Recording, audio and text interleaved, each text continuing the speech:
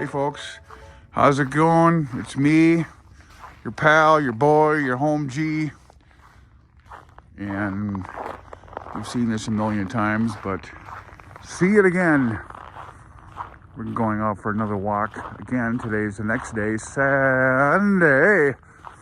And we've got a change in temperature. It is now 0, or I think it's -2. So like a 20-degree drop from yesterday. But that's okay, because again, it's all about, layering up the clothes. I'm doing, let's see, 1, 2, 3, 4, 5, 6 layers. From t-shirt all the way out to main winter jacket here, and I'm good. But thing is, this temperature, you got to keep moving. You got to keep generating body heat, because it's cold. But it's a really nice morning. I think it's like 8 a.m. here in Minnesota. Gotta hold the camera steady, but it's hard when you're walking. We got the sun just getting ready to blast over the trees.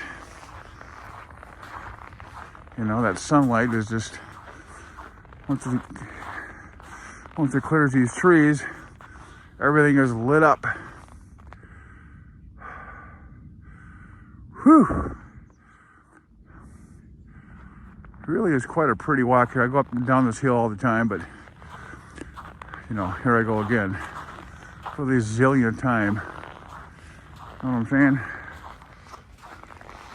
I think yesterday I was talking about the therapeutic value of walking, and kind of it does for me. There's a lot. It really helps to get unlocked, depressed, cabin fever, whatever you want to call it. Especially at 0 degrees. This is a total way to unlock that. So, but it's a ham radio channel, so I'm just making these videos about other things besides radio at the moment, because I'm kind of in a transition between getting the actual hobby going again. But it's going to happen. So, but look at this, folks. Look at this. It's the same street as yesterday and the day before, but it just looks different, Clear skies, cold as what, and still a great walk here to do.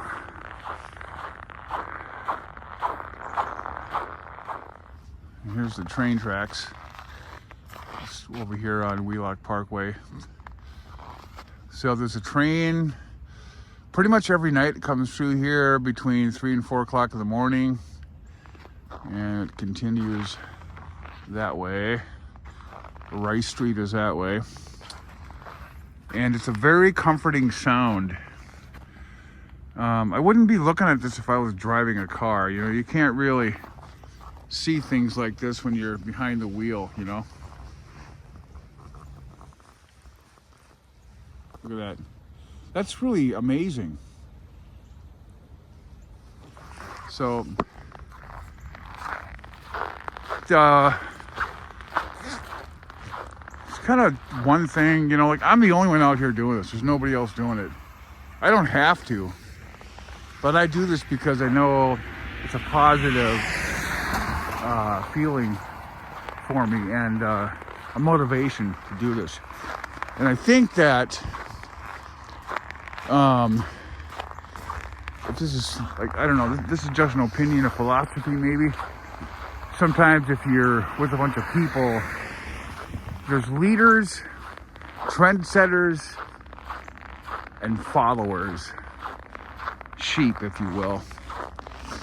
And doing something like this, just as an example, there's nobody else doing it. There's probably people in their houses going, oh, there's that freaking guy walking, that crazy guy just walking. Well, you know what? I'm the one out here getting exercise and feeling better.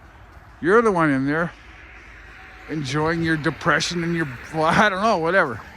Let's make it a point here. It's probably not even going on, but